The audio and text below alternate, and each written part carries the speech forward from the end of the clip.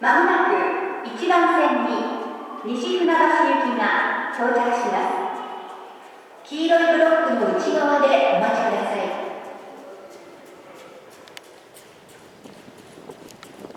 葛西で快速の通過待ちをいたします。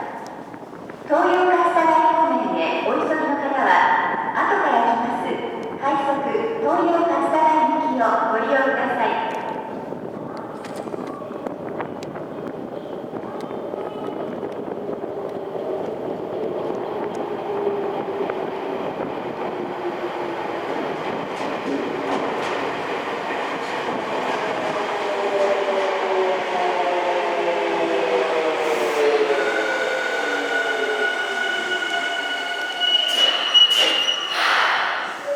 木場です。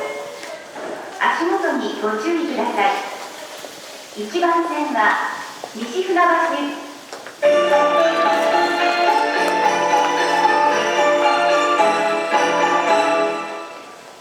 ドアが閉まります。手荷物をお引きください。